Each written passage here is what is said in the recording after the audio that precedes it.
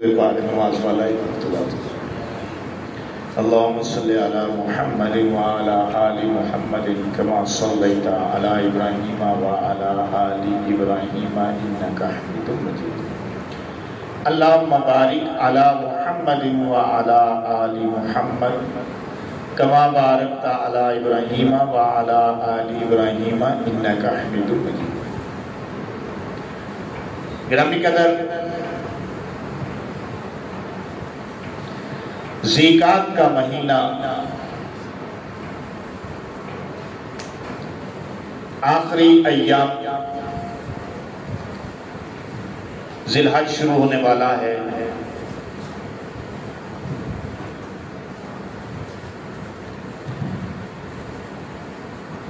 عید الاضحیٰ قربانی کی آمد ہے.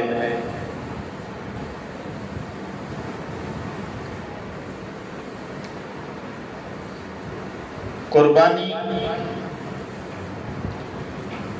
حضرت ابراہیم علیہ السلام اور اسماعیل علیہ السلام کی سنت ہے، اور اللہ نے اس سنت کو اس طرح جاری رکھا کہ امام الانبیاء محمد رسول اللہ صلی اللہ علیہ وسلم کی 5 سنتوں میں بھی اسے جاری فرما دیا. حضرت ابراہیم علیہ السلام اور اسماعیل علیہ السلام کو آپ کی اس سنت کو اللہ نے امام الانبیاء کا طریقہ بھی بنا دیا.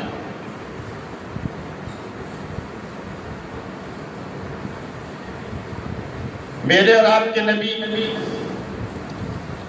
امام الانبیاء محمد رسول اللہ صلی اللہ علیہ وسلم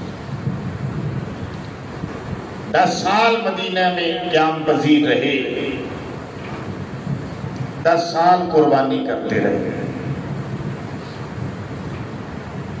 آپ کے اصحاب نے بھی آپ کی سنت کی پیروی میں قربانی کی.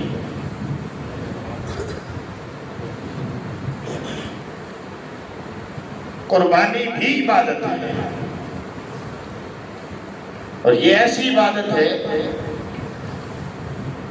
کہ میں نے تو عرض کیا کہ ابراہیم علیہ السلام کی یہ خصوصی سنت ہے جس کو اللہ نے اپنے آخری نبی کی سنتوں میں بھی جاری فرمایا. مگر اگر قربانی کی تاریخ پر نظر ڈالیں تو یہ تو آدم علیہ السلام کی شریعت سے شروع ہوتی ہے. اس وقت اس کا طریقہ کار اور تھا، اور حضور علیہ السلام کی شریعت میں آ کر اس کا طریقہ کار اور ہو گیا. پہلے قبولیت کی یہ نشانی تھی کہ جس کی قربانی اللہ کے ہاں قبول ہوتی تھی اسے آسمان سے آگ آتی تھی، جلا دیتی تھی. تو قربانی کی تاریخ بڑی قدیم ہے. حضرت ابراہیم علیہ السلام نے ایک خواب دیکھا، اور خواب میں دیکھتے ہیں کہ مطالبہ کیا جا رہا ہے اللہ کی طرف سے کہ اپنی پیاری سی پیاری چیز کو، اپنی متاع عزیز کو اللہ کے راستے میں قربان کرو. تو حضرت ابراہیم علیہ السلام نے یہ سوچا کہ میری تو سب سے پیاری چیز میرا بیٹا ہی ہے، جسے اللہ نے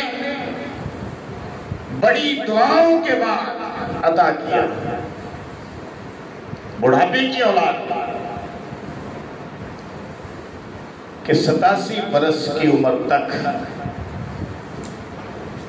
حضرت ابراہیم علیہ السلام دعا کرتے رہے، ربی حب لی من الصالحین، ربی حب لی من الصالحین، ربی حب لی من الصالحین. اللہ مجھے صالح اولاد عطا فرما، اللہ مجھے صالح اولاد عطا فرما، اللہ مجھے صالح نیک اولاد عطا فرما. اب بھی میں کہتا ہوں کہ جو اولاد کی نعمت سے محروم ہے، نرینہ اولاد کی نعمت سے محروم ہے، تو انہیں ادھر ادھر بھاگنے کی ضرورت نہیں ہے، اللہ کے دربار میں آئے، پوری توجہ کے ساتھ یہ دعا کرتے رہیں، ربی ہب لی من الصالحین، اللہ ضرور اولاد عطا فرمائیں گے، کیونکہ اولاد دینے کا ڈپو اللہ کے پاس ہے، کسی اور کے پاس نہیں۔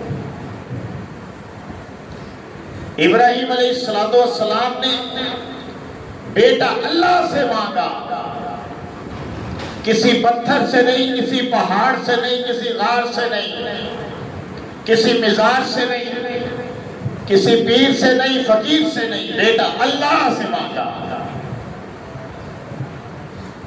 کیونکہ بیٹے بیٹیاں دینے کا خزانہ ڈپو اللہ کے پاس ہے، کسی اور کے پاس نہیں۔ یَهَبُ لِمَن یَشَاءُ إِنَاثًا وَیَهَبُ لِمَن یَشَاءُ الذُّکُورَ۔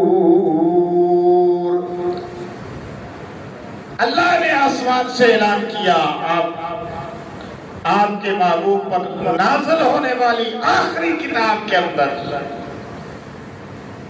کہ ہم جن کو چاہیں بیٹے عطا کریں، جن کو چاہیں بیٹیاں عطا کریں، جن کو چاہیں رلا ملا کے عطا کریں، اور جن کو چاہیں کچھ بھی نہ عطا کریں، بانجھ کر دیں، ہمیں پوچھنے والا کوئی نہیں۔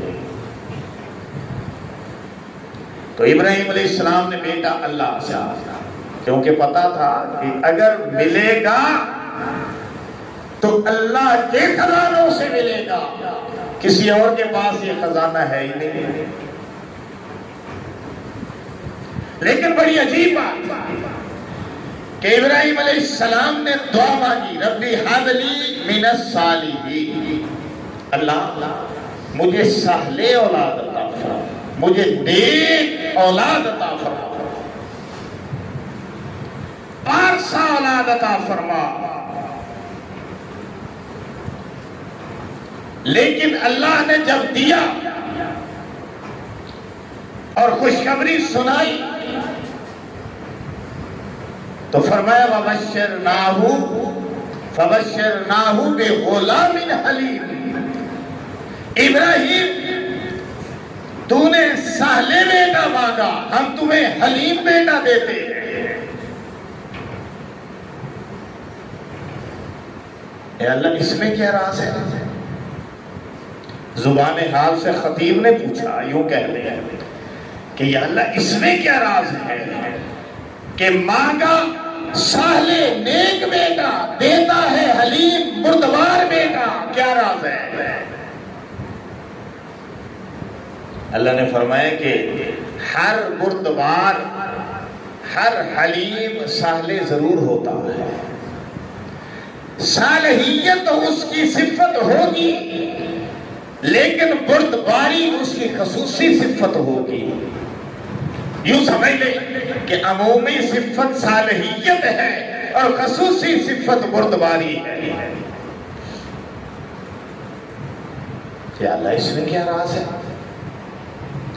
فرمایا اس میں بھی راز ہے کہ تیرے بیٹے پر، تجھ پر امتحانات آئیں گے، بے در پہ آئیں گے، اور ان امتحانوں سے سرخرو ہونا بردبار بیٹے کا کام ہوگا، صرف صالح سے کام نہیں چلے گا، بردباری سے کام چلے گا۔ تو اللہ نے ابراہیم علیہ السلام پر پھر بے در پہ امتحانات ڈالے، وہ چکھا کا امتحان کہ آگ میں کود گئے، بے خطر کود پڑا آتش نمرود میں عشق، عقل ہے محو تماشائے لو بام ابھی، عقل ہے محو تماشائے لبے بام ابھی۔ عقل تو تماشا دیکھتی رہ گئی اور ابراہیم کا عشق آگ میں کود گیا، اور اللہ نے پھر اس آگ کو گلزار بنا دیا۔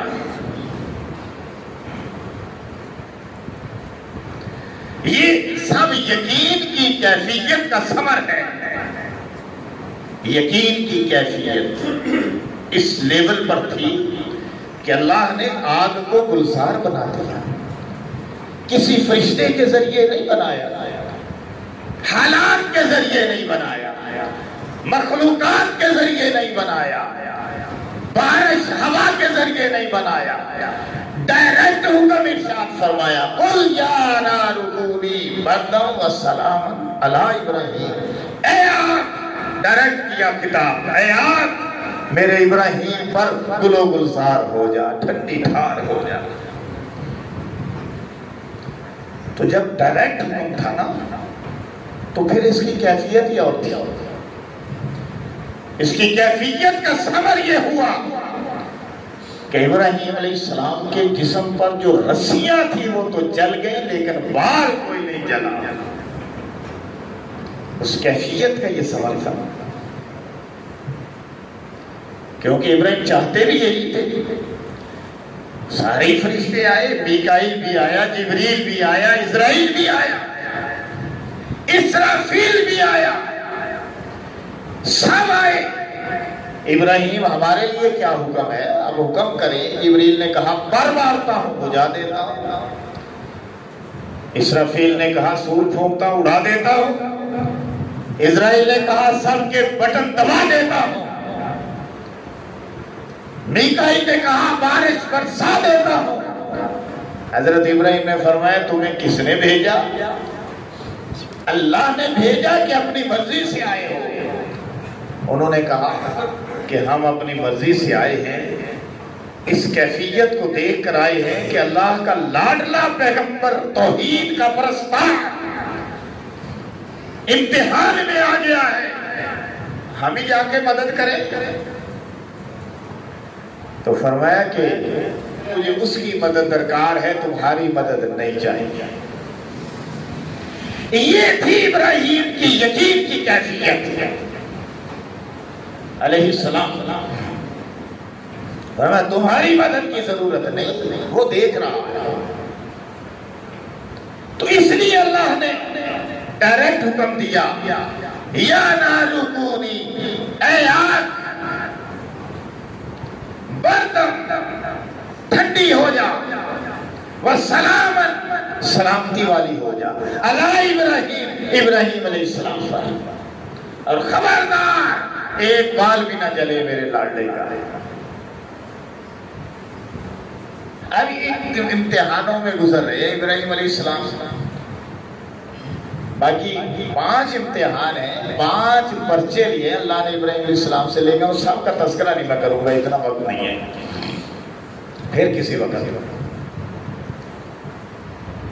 تو اب ابراہیم علیہ السلام ایسے امتحانوں سے گزرے، پیدر کے امتحانات آئے.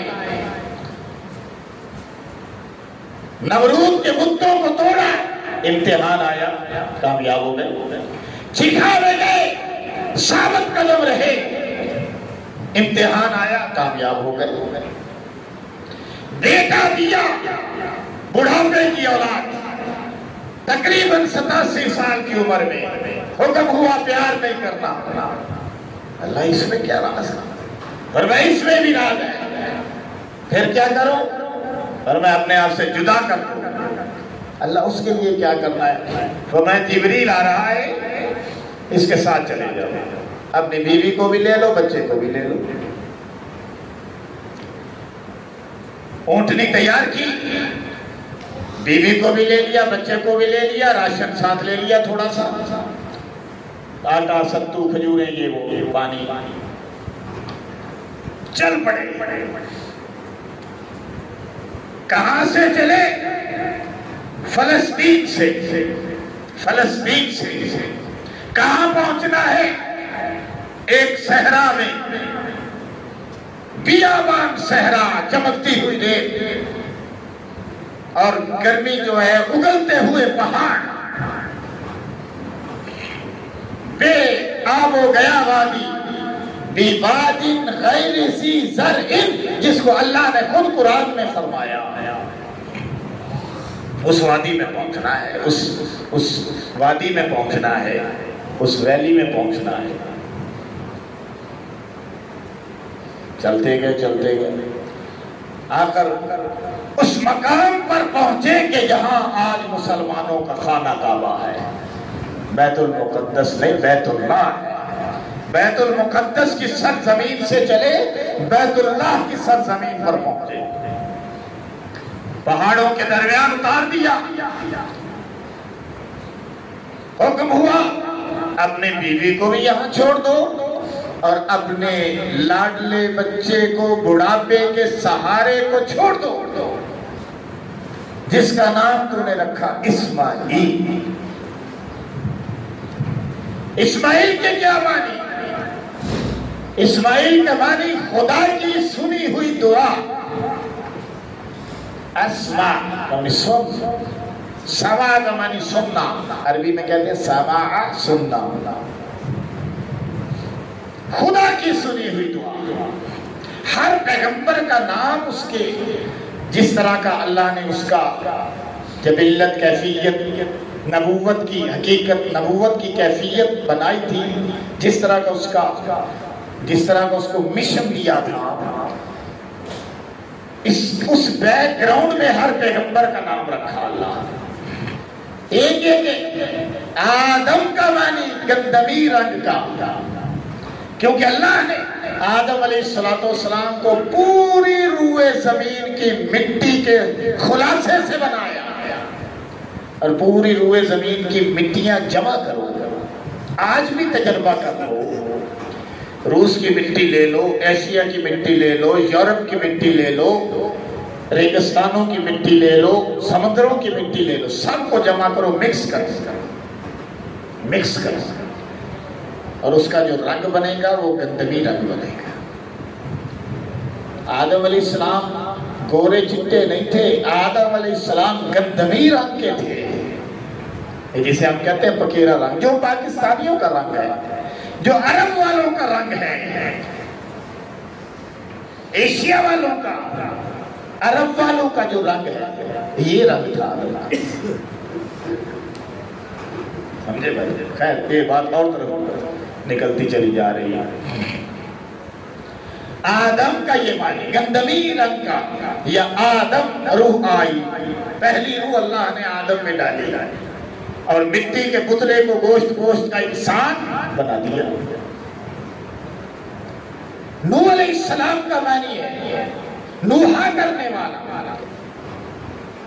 تو اپنے رب سے اپنی قوم کے غلط رویے کی فریاد کرتے رہے، یہ معنی ہے نوح کا. ابراہیم کا معنی بزرگی والا، موسیٰ کا معنی پانی سے نکلا ہوا، عیسیٰ کا معنی سیاحت والا، یعقوب کا معنی پیچھے آنے والا، یوسف کا معنی افسوس کرنے والا، اور ابراہیم کا معنی بزرگی والا، اسماعیل کا معنی خدا کی سنی ہوئی دعا، اور محمد رسول اللہ کا معنی تعریف کیا گیا. کہو سبحان اللہ. ہر پیغمبر کے نام کے معنی میں کوئی نہ کوئی راز ہے کہ جبرائیل علیہ السلام کی معیت میں چلے اور آخر اس مقام پر پہنچے کہ جو خانہ کعبہ کا مقام بیت اللہ شریف کا مقام تھا. اور اس مقام پر حضرت جبریل نے فرمایا کہ اپنی بیوی کو بھی یہاں چھوڑو اور اپنے بچے کو بھی یہاں چھوڑو اور چلو واپس چلے جاؤ فلسطین. اب اللہ کا حکم تھا اور پیغمبر ابراہیم علیہ السلام تھا، کوئی چون چرا کا موقع ہی نہیں، اور نہ ہی پیغمبر چون چرا کیا کرتا. یہ پیغمبر کی شان ہی نہیں، چونکہ چنانچہ لیکن یہ تو ہم کرتے ہیں، پیغمبر نہیں کر سکتا. تو چلنے لگے، جب واپس ہونے لگے تو بی بی ہاجرہ حضرت ابراہیم علیہ السلام کے دامن سے چمٹ گئی، دامن کو پکڑ لیا، پوچھا کہ ہمیں اس صحرا میں، جنگل میں، ریگستان میں، پہاڑوں کی سرزمین میں چھوڑ کے آپ کہاں جا رہے ہیں؟ کچھ بولیں تو صحیح، کچھ بتائیں تو صحیح. حضرت ابراہیم علیہ السلام نے آسمان کی طرف دیکھا، آواز آئی امتحان مقصود ہے. میں اپنے الفاظ میں کہتا ہوں، تو حضرت ابراہیم علیہ السلام نے دیکھ کر کہا، یوں فرمایا، اے ہاجرہ اللہ کا حکم ہے۔ بس ہاجرہ علیہ السلام نے یہ سنا اور دامن خلیل کو چھوڑ دیا اور دامن رب جلیل کو پکڑ لیا۔ فرمایا اچھا اگر اللہ کا حکم ہے تو پھر مجھے اللہ ہی کافی ہے۔ حسبنا اللہ نعم الوکیل نعم المولا و نعم النصیر، ہمارے لیے اللہ ہی کافی ہے۔ ہمارے لیے کہا کہ میرے لیے، میرے بیٹے کے لیے آپ چھوڑ کے جا رہے ہیں، کوئی پرابلم نہیں، جائیں۔ جب آپ نے اللہ کا نام لیا ہے تو میں بھی تو اس کی بندی ہوں نا۔ اور جس نے 87 سال کی عمر میں آپ کو نور نظر عطا کیا ہے، بیٹا عطا کیا ہے، وہ اس صحرا میں بھی ہماری حفاظت کر سکتا ہے۔ تو کیا فرمایا؟ حسبنا اللہ نعم الوکیل نعم المولا و نعم النصیر، کیا ہی بہترین مددگار ہے اور کیا ہی بہترین دوست ہے۔ مولا کا معنی دوست، مولا کا معنی وکیل اور نصیر کا معنی مددگار۔ میں آپ کو بتاتا ہوں، اگر آپ کو کوئی تکلیف ہے پڑھیے حسبنا اللہ نعم الوکیل نعم المولا و نعم النصیر۔ آپ مصیبت میں ہیں پڑھیے حسبنا اللہ نعم المولا حسبنا اللہ نعم الوکیل نعم المولا و نعم النصیر۔ آپ کسی مسائل میں مبتلا ہیں پڑھیے حسبنا اللہ نعم الوکیل نعم المولا و نعم النصیر۔ آپ رزق کی تنگی میں مبتلا ہیں پڑھیے حسبنا اللہ نعم الوکیل نعم المولا و نعم النصیر۔ آپ جو ہے وہ مسائل میں گھرے ہوئے ہیں، کائنات آپ پر تنگ ہو گئی ہے، پڑھیے حسبنا اللہ نعم الوکیل نعم المولا و نعم النصیر۔ نسخہ لے لیجیے، درود شریف آگے پیچھے لگا لیں، ایک ایک تصویر۔ انشاءاللہ العزیز کوئی پرابلم، کوئی مقدمہ، کوئی مصیبت، کوئی بیماری آپ پورے یقین سے پڑھیں انشاءاللہ نہیں رہے گی۔ خیر، حضرت ابراہیم علیہ السلام واپس چلے گئے۔ اب ابراہیم علیہ السلام تو واپس چلے گئے اور ادھر چند دن کا سامان تھا کھانے پینے کا، وہ تو ختم ہو گیا، ختم ہونا ہی تھا اس کا۔ وہ ستو بھی ختم ہو گیا، کھجوریں بھی ختم ہو گئیں، پانی بھی ختم ہو گیا۔ وقت ایسا آ گیا کہ وہ جو اپنے شیر خار بچے کو شیر پلاتی تھی، دودھ پلاتی تھی، وہ بھی سو گیا، پانی بھی کوئی نہیں۔ اب کیا کروں؟ ماں تھی گھبرا گئی، اب کبھی صفا کی طرف دوڑتی ہے، کبھی مروہ کی طرف دوڑتی ہے، اور جب صفا پہ چڑھتی ہے بی بی ہاجرہ تو واپس آتی ہے، اپنے بچے کے پاس کھڑی ہو کے دعا کرتی ہے، اللہ تو مددگار ہے، تو مدد فرما، میں تو تیرے سہارے یہاں آباد ہوئی ہوں، اور اللہ یہ بچہ ہے، شیر خار ہے، جاں بلد ہے، ایڑیاں رگڑ رہا ہے، حسبنا اللہ نعم الوکیل نعم المولا و نعم النصیر۔ پھر مروہ پہ چڑھتی ہے، پھر واپس آتی ہے، پھر دعا کرتی ہے۔ 7 چکر جب پورے ہو گئے، کیا دیکھتی ہیں کہ اسماعیل علیہ السلام کے ایڑیاں رگڑنے کی جگہ سے پانی کا چشمہ جاری ہو چکا تھا۔ کہو سبحان اللہ۔ اے مخاطب، مجھے ایڑیاں رگڑنے دے، مجھے یقین ہے کہ چشمہ یہی سے نکلے گا۔ یہ سب یقین کی باتیں ہیں کہ ہاجرہ کا یقین کامل تھا، ہمارا یقین کامل نہیں، اس لیے ہمارے مسائل حل نہیں ہوتے، ہمارا یقین ناقص ہے۔ بی بی ہاجرہ کا یقین کامل تھا۔ اپنے یقین کو کامل رکھیے اور پھر پڑھیے حسبنا اللہ نعم الوکیل نعم المولا و نعم النصیر۔ تو سامعین محترم کہ پانی کا چشمہ جاری ہو چکا تھا اس صحرا میں، اور پانی بھی کھارا نہیں، تیل والا نہیں، بدبو والا نہیں، خوشبو والا شیریں پانی، بہترین، اور وہ پانی تھا کہ کامل غذا تھی، مکمل غذا، کہ ایک پانی سے کئی دن تک گزارا کیا، بہت عرصہ ایک پانی پہ گزارا کیا۔ وہ پانی جس کا نام اب آب زمزم ہے۔ آب فارسی کا لفظ ہے اور عربی میں پانی کو کہتے ہیں ماء، اور فارسی میں کہتے ہیں آب۔ اب ہم نے اس کو مکس کر کے آب زم تو حضرت حاجرہ نے فرمایا، اور ساتھ ہم نے فارسی کا لفظ لگا لیا آب زمزم۔ حقیقت میں عربی میں دیکھے تو ماء زمزم ہے، مشہور ہو گیا آب زمزم، ٹھیک ہے ایک ہی بات ہے، معنی تو ایک ہی ہے۔ اب حاجرہ نے بنائی بننی، جب بنائی بننی کہ پانی ضائع نہ ہو، پتہ نہیں پیچھے کتنی اس کی جو ہے وہ کیپیسٹی ہے، پانی کتنا ہے، یہ تو نہیں پتا تھا، لہذا بننی بنائی، اور بننی بنا رہی تھی اور ساتھ فرما رہی تھی زم زم زم زم زم زم، یعنی رک جا رک جا رک جا۔ زمزم کے کیا معنی؟ رک جا رک جا رک جا۔ اچھا، اب وہ پانی جو ہے اس کو اللہ نے مکمل غذا بنایا، اور اتنا بڑا وہ ٹینک، اتنا بڑا سمندر ہے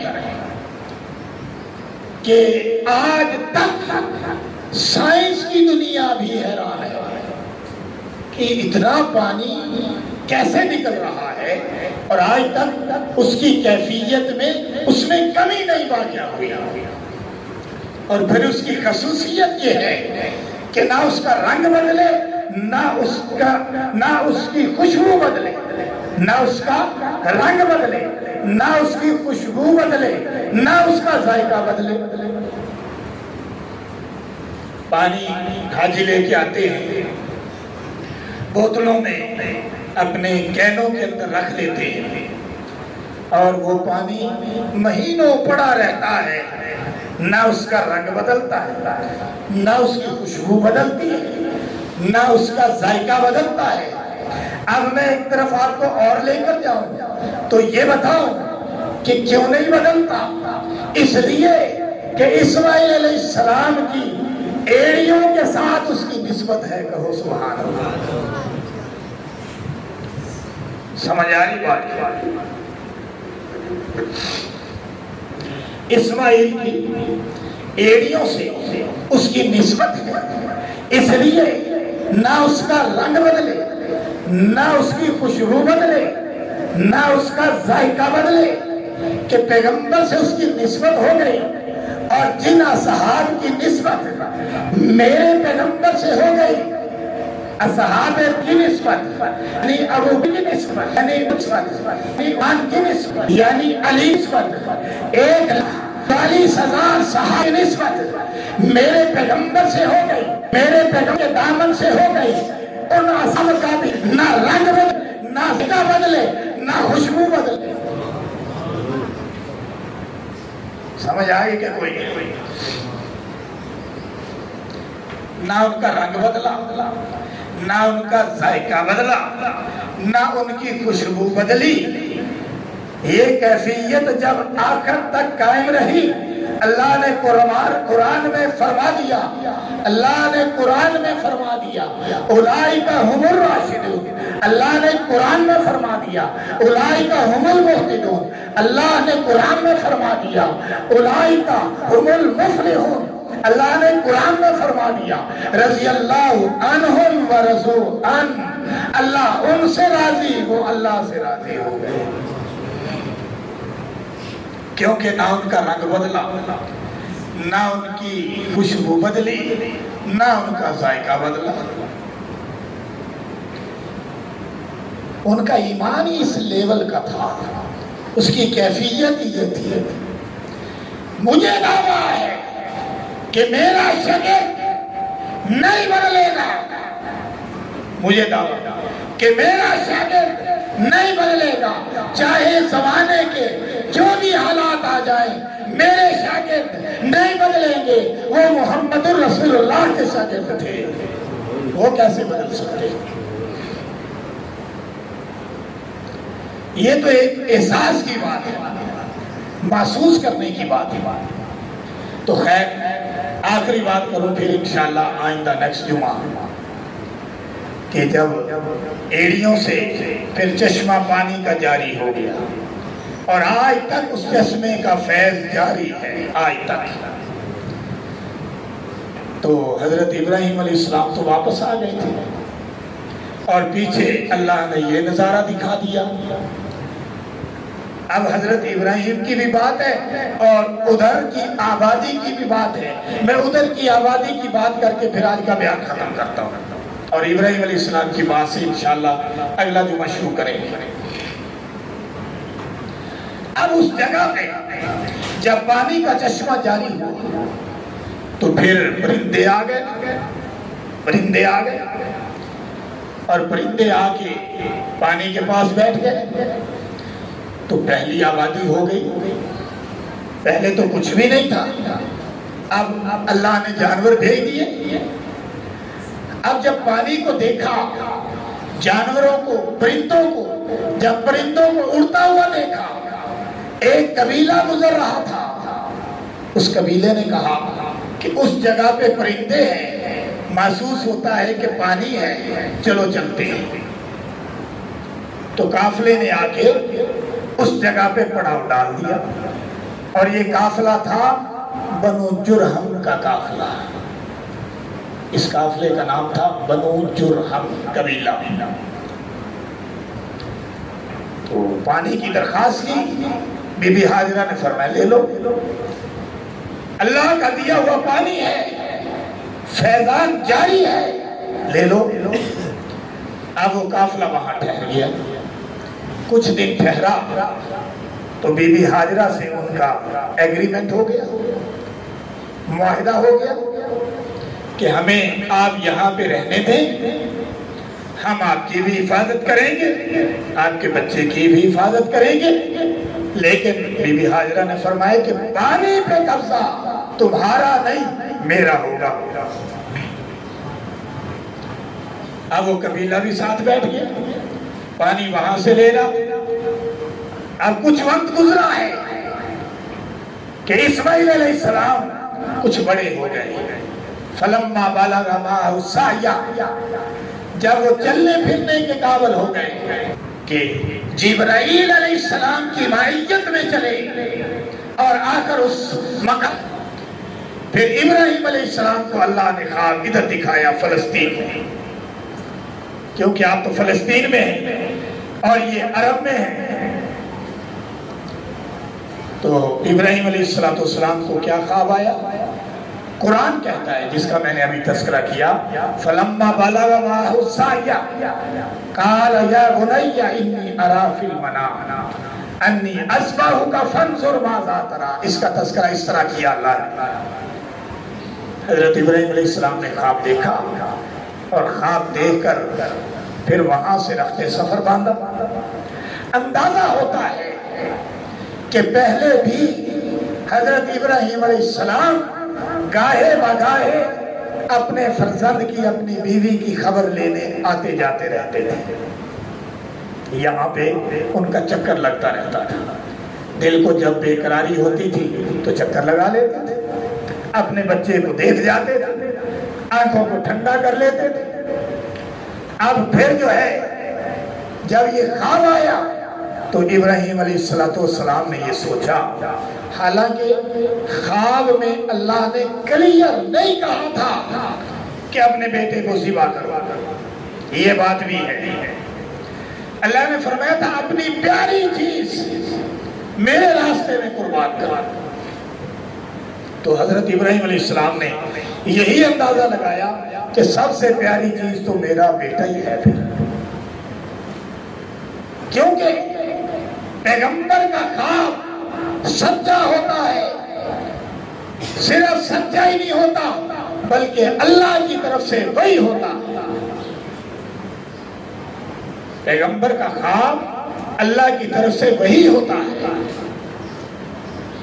اب پھر آئیے کہ حضرت ابراہیم علیہ السلام نے یہی اندازہ کیا کہ یہ میں اپنے بیٹے کو اللہ کے راستے میں قربان کروں، تو وہاں سے پھر رخت سفر باندھا اور یہاں اسماعیل علیہ السلام اور بی بی ہاجرہ کے پاس پہنچ گیا۔